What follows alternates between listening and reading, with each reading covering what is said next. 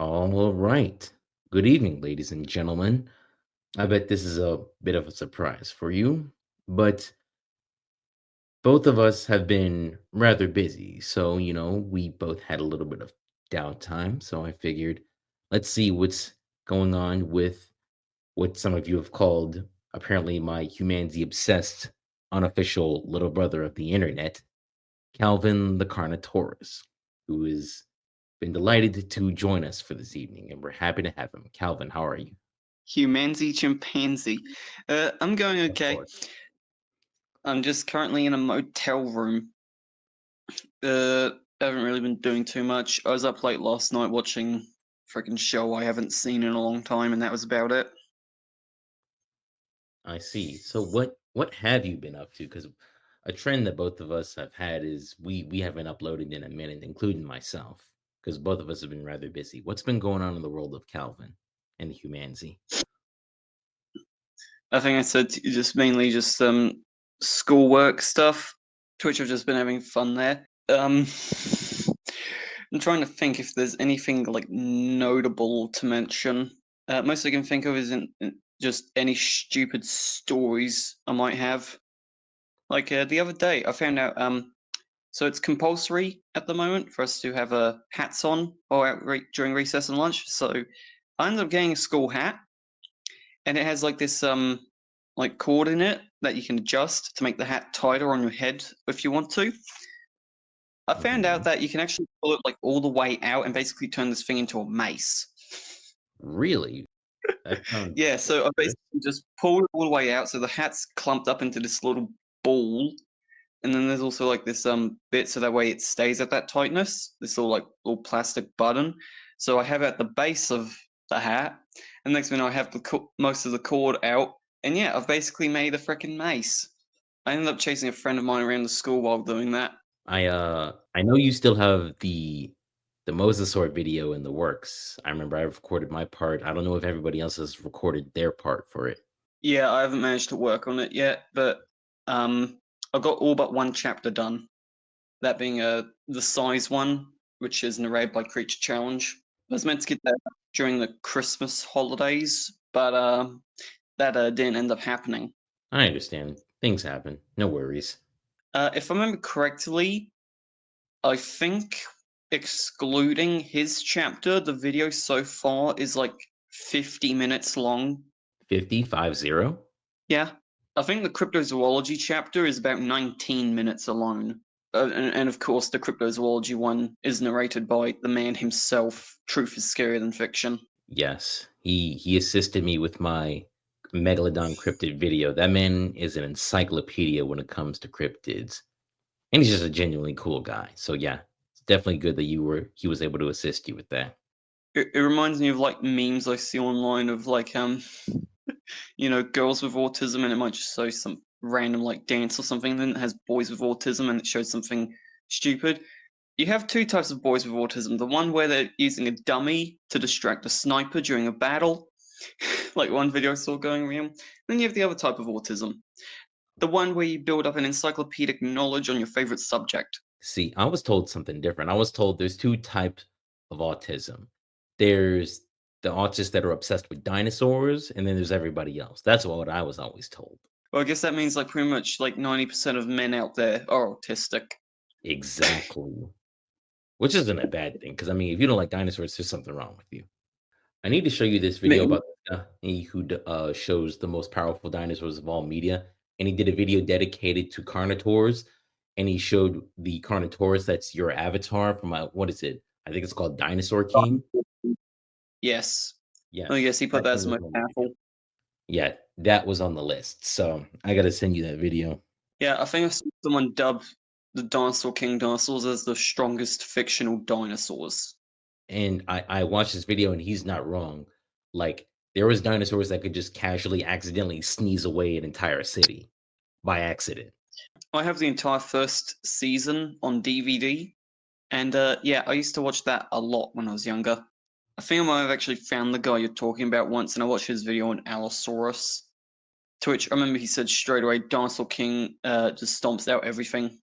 He's not wrong. Is his name what is it? Zraid stuff. If I'm not pronouncing that correctly, it starts with an X. Is that the name of the guy? Or actually, matter of fact, here, let me do this. Okay, here on StreamYard, check the private chat. I sent you two clips. The first one is one from a topic we were talking about before we started, and the second one is the Carnotaurus video. Yes. Just something to watch later on when you're bored. He has a bunch of other topics, like he does marine reptiles. Obviously, he does T Took a Rex. stream.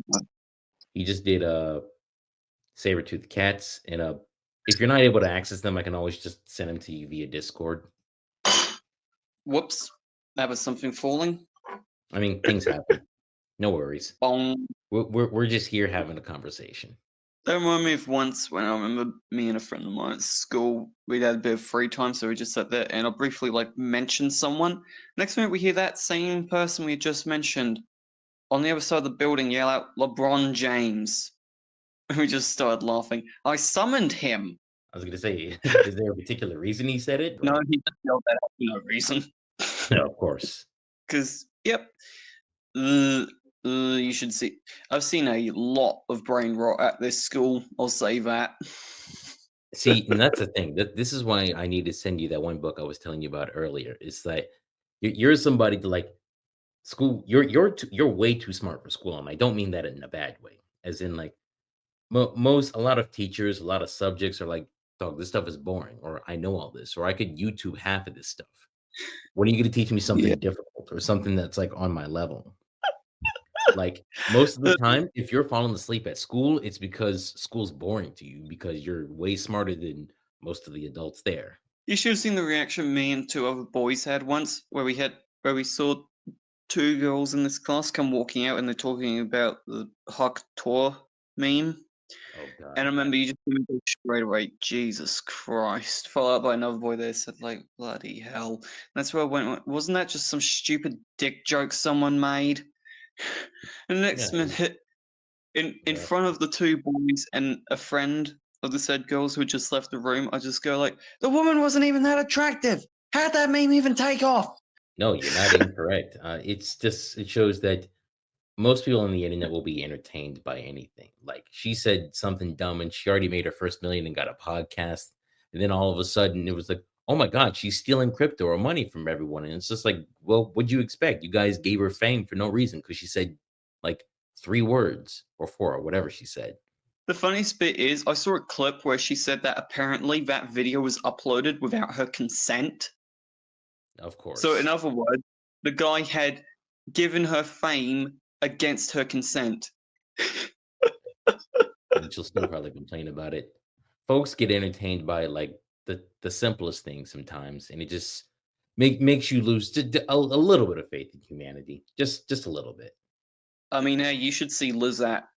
If you think I'm crazy at times of humanity, um, I think Gecko said to me once that with Lizette, he got an obsession while they were playing Primal Carnage with calling Gecko Eater.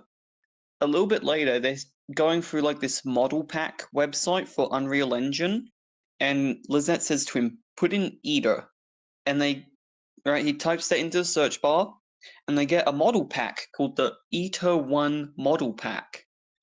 And I remember him saying that Lizette has been obsessed with it ever since. I think. Right, so there's a live stream I did once called Playing Games with Gecko. That was the first time I actually met Lizette. That was the first time I had met Lizette. I think shortly after that live stream, he sent me the Eta 1 model pack. But see, here's the thing, like, folks saying it's just like, "Oh, you're crazy." Like, here's the thing, we are, like but I know what I'm getting with you. Like, when folks ask me if I'm crazy, like, "Yeah, but I have an off switch." Like, you don't have to worry about the folks that let you know they're crazy because you know what you're dealing with. There's nothing wrong with that. It's the ones that are crazy and they don't think they're crazy. Those are the ones you have to watch out for. Lizette's been definitely a point of comedy for me. I remember once Gecko and I were on a freaking group call where I think it was only me and him, but in the group chat also was Lizette, right? Very Right, so nice. as I said, only me and Gecko in the call. We're talking about Lizette. All right, Gecko was showing me some stupid stories he had involving Lizette, and next minute we hear "Badong" as Lizette joins, and I just hear Gecko go "Ugh" before him to sit there joking, saying I summoned him. Of course. Very nice, though. Yeah. Very, very nice. Well, that gave me a bit of a laugh. Just we sat there talking about him, and next minute he spawned in. As if they were able to just summon him, as if that was an actual power. I'm trying to think. I swear I had a moment like that. It was something having to do with paleontology, where I had thought of like something being possible, and next minute, yep, it happened. I remember reading that. Now, from what I know, this ended up being debunked back in I think 2019. It was believed there was Spinosaurus material found in Australia back in I think 2011. However, I think it was later found in I think like 2019, 2021, something like that, to not actually be Spinosaur material. But one of the things that was brought up on I think it was the Prehistoric Wildlife website, which it's a bit of more like it's basically like Wikipedia but dedicated to prehistoric wildlife. That website tends to get a lot of like flack thrown at it due to the fact that, well, if you look at the artwork, most of it's horrendously cursed, to say the least, compared to most other artwork you see out there on dinosaurs. I remember they said on there that there's this potential that because Spinosaur material was found in Australia, what was believed to be Spinosaur material at the time, there could also be carcharodontosaurs roaming Australia, potentially. So it's that they're thinking like, that might be possible. I think I even mentioned it in an old video back before I found out that it wasn't actually Spinosaur material. I think it turned out to be Megaraptor material, from memory. Yeah. Well, Meg- the thing to keep in mind about paleontology is that we're still every- only scratching the surface of how many species there actually were. So, were there yeah, spinosaurs in Australia? Sure, there's probably there were probably carcs, there was probably dromaeosaurs, there was probably tyrannosaurs, sauropods, the whole nine. We just haven't found them yet. well, regardless, it did turn out there was actually carcharodontosaur material in Australia, and it was actually announced this year. See? So yeah, from what I know, I think they said it's a dwarf species, so it wouldn't have been as big as say Carcharodontosaurus itself, which could have been anywhere from like I think 7 to 9 tons, based on most stuff you'll see online, Mhm. and weight estimates from paleontology enthusiasts. Like I think the Vividen, I think he placed it somewhere between 7 and 8 ton from memory. Though I might be wrong. I believe so. Based on his most recent video, I believe it was somewhere in that ballpark. Yeah, I will admit I don't put a great amount of faith in weight estimates, and I remember one person came to me saying that Gregory Paul's latest at the time, dinosaur book, the third edition of his Princeton Field Guide on dinosaurs, is a horrible book because he looked at the preview and it listed Spino in there as being 10 ton in weight. So then we said, they're like, "What? Why are you getting it, Calvin? It's wrong. It's wrong. It's wrong." And not just that, but from Curly, they also recognized T. regina and T. imperator as being valid species in that book. I did actually get that book. You know of how I upload a video covering bad taxidermies with gecko from the South Australian Museum? Yeah. Yeah. Well, as you could guess from the video, because I said it in there, I had visited the South Australian Museum and I got all of those photos. I had also grabbed like 3 books from there. One of those was the Princeton Field Guide because I got the second edition for I think it was my 17th birthday. I got the Mhm. third edition on the trip to the South Australian Museum, and from there, yeah, I actually checked through. They actually list Spino in there as only 6 ton. They do recognize T. regina and Imperator as being valid species, but I think it's worth noting that Gregory Paul was the lead author on the paper that recognized them, and he tends to be a bit more. I think the word is eccentric when it comes to his taxonomy. I agree with that. I don't know if they're still valid nowadays, especially not with the Tyrannosaur Goliath recently being found. I know the Viv recently covered him, freaking massive Tyrannosaur, but things are always changing in the field of paleontology. So I have no doubt that it's like, hey, we said one thing at this time, and then turns out, oh, that wasn't the case. Like at one point, we thought dinosaurs were cold blooded and stood upright like us. Now look at where we are. Mm. I have no doubt things will continue to change. Well, like I said to you, I don't really put a great amount of faith in weight estimates when people try to use them as a gauge for how accurate something is, because some of those weight estimates can vary a lot. Like I think the Vividan was even saying that about Goliath. Yes, because if I'm not mistaken, right now all we have is a femur. Mind you, it's a friggin' massive femur, but it's all we have to go on. So obviously, there's things can change about it. This could be very off or very close. Just so ultimately we don't know. We can just take guesstimates. But at least there's multiple folks who are trying to approach it from a scientific standpoint and take the best guesstimate, which is really what I'm looking for. I don't need it to be right. I prefer something to be done like within good faith. Like, hey, they took an honest attempt at being as accurate as possible with this. Could it be wrong?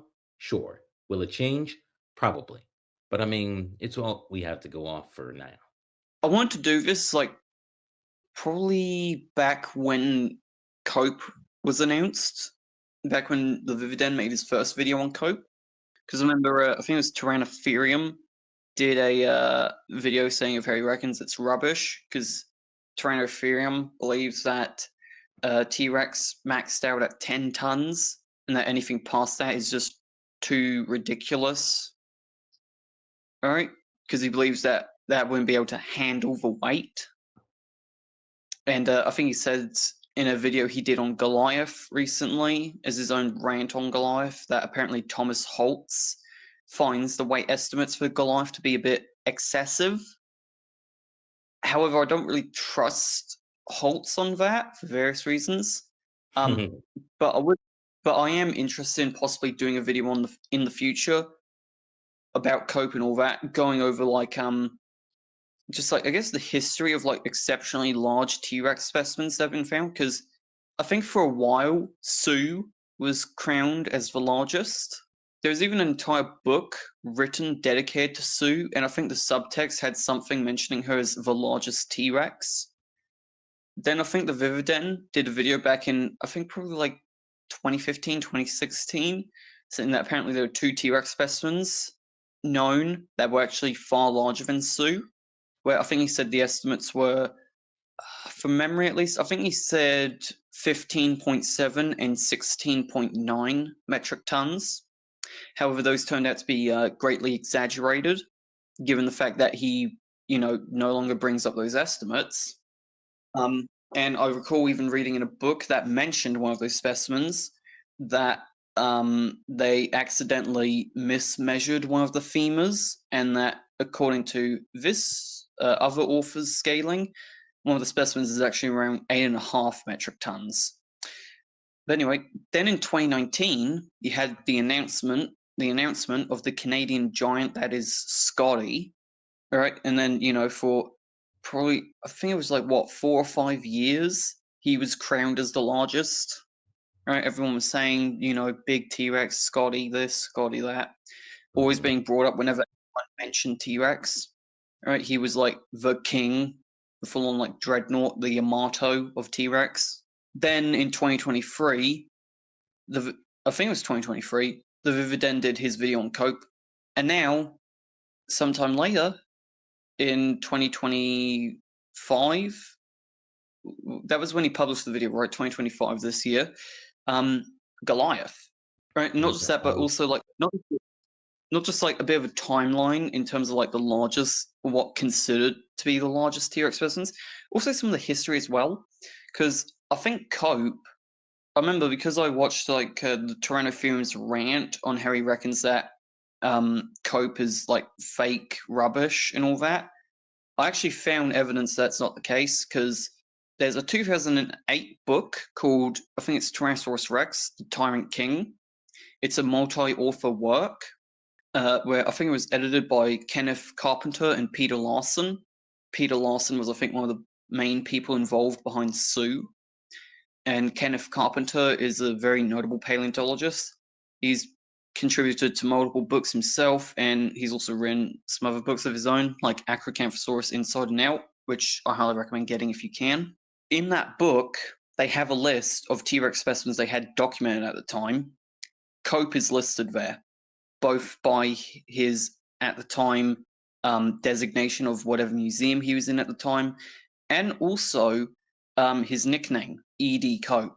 I don't think they mentioned anything of how large he was, but I think they said he was discovered in the 90s. Really now? So Oh, Cope interesting. has actually been around a lot longer. It's just taken roughly 30 years for him to actually get any recognition. That makes sense. And also to add to that conversation is I think, and this may only be the case with T Rex, but it's a matter of looking at all the specimens and figuring out, hey, look, here's about the average size that they would grow to, and here are the outliers. Like Mm. Goliath, Scotty, they were probably at the upper ends as far as outliers goes. Like you hear when like in terms of sharks, you hear when folks will Yeah, say great white sharks can grow to 23 feet long. And I often have to correct people and say, yeah. no, deep blue can grow to 23 feet long, but most white sharks are between 16 and 18 feet long. It's like saying that, like, hey, humans can grow to 7 feet tall. No, Shaq can grow to 7 feet tall, but the average male is around 5'9".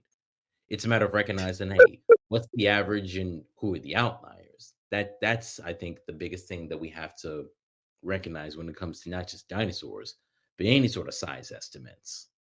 And I think Goliath is as massive as he can certainly count himself as a bit of an outlier when it comes to this stuff. Yeah, you get some exceptionally tall people. Well, I remember there was this one guy who visited my school. Now, I have a friend. Well, I'm about 5'9", right? I'm 5'9", so I'm about average height. I Mhm. have a friend who's 6'3", 6'3.5". He is, I think, the tallest in the school, and he's also probably the strongest in the school. And I remember there was this one guy who visited, and I remember looking, and he was like, I was sat there thinking he must be freaking giant, because you had my math teacher, and she's shorter than me. She's probably only like 5'5". She's probably like 5'6" or something. And him kneeling down on one knee, he was like noticeably taller than her. So I was sat there thinking, this dude's got to be freaking big. Then my friend walks into the room, and this guy's like a head and neck taller than him, and my eyes just went wide. And I remember just saying in the back of my head, Jesus Christ. So I remember Yeah. joking to him, saying, Hey, Blank, we finally found someone taller than you. I think the guy said he's like 6'8", 6'9". Yeah, there's some really big like everybody knows Shaq is tall. And then you get next to him and you stand next to him, you're just like, "Oh, this is a mammoth human being right here." Another thing, too, also that I found interesting when I was looking around at potential like exceptionally large stuff on T-Rex. And this is the reason why I like having some older books, because they sometimes have like little tidbits of information or just like some some text here and there where it just makes you question things, not in the way of like what were they thinking at the time, but of like, huh, this this might have like some significance in the modern day in terms of like possibly being like an origin for certain things, or at least showing that there was speculation on some now like more modern stuff back then as well. Mhm. So I mentioned Gregory Paul earlier. If I remember correctly, his first book, or at least his first book on dinosaurs, I think it was the 1989 book called Predatory Dinosaurs of the World. I believe this is the one I'm thinking of at the moment. Um, Now, the book is often mentioned in the modern day for its relationship to Jurassic Park, because in that book, Gregory Paul had lumped in Deinonychus as a species of velociraptor, and that's what and well Michael Crichton read Paul's book, and from there that's why the raptors in Jurassic Park are so large despite being called velociraptor. Because if I'm correctly, Deinonychus is believed to have been about 10 feet long. I can't remember how high it was stood at the hip, but it would have been around like 70 to 80 kilos based on some weight estimates, which, well, I'm about 76 kilos, so it would have been equal in weight to me, right? So as you Yeah. can see, that's where they got the size for the raptors in Jurassic Park. If I remember correctly, I think the raptors there are still a bit oversized from what I've heard, but it gives you like an idea of where they got that from. But that's generally where you'll see people bring up Paul's book. other than stuff of them like talking about anything significant having to do with Gregory Paul. However, I recall skimming through that book once when I got it for, I think, Christmas last year. In that book, they have a little bit on T Rex where they state that potentially T Rex could have been up around 15 to 20 tons with some exceptionally large individuals. Mm. And that book was published 46 years ago from memory. Well, I also remember, like, around that time, they were also saying, like, Megalodon could have been 100 feet at the time. And also remember, Jurassic Park is also where they said T-Rex was 7 tons, kept running at 32 miles an hour. But that's the information we had at the time. Now things have I obviously know, changed, and I imagine 5 I know, years from now, well, things will be different. I know, but you have had some speculation in the modern day that T Rex could have possibly hit the 15-ton mark. So, by the looks of it, it's just come around back to 1989. Exactly. It So I has found that. somewhat come full circle. It's just our understanding has evolved. I do find that funny. Well, for me, it's like that's where it'd be interesting for me to actually do a video on perhaps like some stuff that is like thought of in the way of speculation on T Rex. Because, like I said, well, he was speculating that potentially T Rex, which at the time he understood that most people understood was somewhere around like I think he said 6 to 9 tons in the book. He speculated could have possibly been up to 15 to 20 tons in terms of some exceptionally large giant individuals who would basically be the equivalent of people like Brian Shaw in terms of like height and weight. And now you heard today in the modern day, I think they said that Goliath is somewhere around what? I think it was like 12 and a Well, half tons near yeah, 12, based 12 and on this video, like, I think he said around 12 tons. like that's while that is still like a 20% difference, that is starting to get up towards that 15-ton mark. Yeah, it's inching closer and closer. So I can definitely see where it's coming about. But I mean, it's as we have both said before, our understanding of things have changed. People are reevaluating it. People are taking different approaches. We're finding new bones. The whole nine. Yeah. Um, and this is also why I sort of, to a certain extent, disagree with what Thomas Holtz had to say. Apparently, I don't know if Thomas Holtz actually said that, or it's just something Tyrannosaurus might have said he saw. All right, in terms of him believing that Goliath is a bit exaggerated, and obviously I know that people would have a bit more authority in Thomas Holtz than they would in me. But I think it's worth noting that from what I've seen, a lot of paleontologists, when they get asked about stuff like Cope or Goliath, they don't really address it in any way or any significant sort of way. I guess it depends on how you look at it because right, people ask for their thoughts on it, and most of the most of the paleontologists I see online who get asked that, they usually just retreat to, I'm not going to comment on it because I'd like for the results to be published in an academic journal. To which is fair because, it would have to go through a rigorous peer review process before it can officially be published. But for me, it's like I don't really see too much that's actually stopping them from commenting about it in like a YouTube video of their own, or at least addressing it a little on Twitter. I can understand why. It's reputation because when you have doctor or when you're seen like in the public with stuff like this, it's Mm, it's the safe approach rather to like I yeah, understand where you're coming from. George is like, hey, you could just make a video and be like, hey, look, based on the speculation, but a lot of people want to play it safe. So I get yeah. why they did it, but I see your point regardless. It's like, hey, just make a video, make Well, hey, speculation, and make sure you put that in big bold letters. Like, hey, here's a speculation. I have no evidence to prove this. I want to wait till everything comes out. But based on X, Y, yeah. and Z, here are my thoughts, Well, hey, I remember even I'm trying to remember. I'd actually asked the Vividend about that sort of stuff back while it was on the cope phase, I guess you could call it. Um, and he said that he doesn't. Well, I'm trying to remember. Like, I'll probably see if I can find it later. But he said that he had actually reached out to a couple paleontologists, and I think he did even name some of them to actually like double check the results for his estimates on cope. So he considers those estimates pretty solid from memory. So he said they're like don't really see too much in the way of like why people should be sat there like, oh, it's not published in an academic journal. Obviously, he's in that world of academia himself because he's a paleontologist in training. So, in the future, he might publish it in an academic journal, but still, for me, it's like if he has checked with several paleontologists himself, and there are people going to other like notable paleontologists like David Hone, Holtz, and all that, asking for their thoughts on it. I don't really see what is stopping him beyond that, as you said, playing it safe stuff. Yeah, I get that.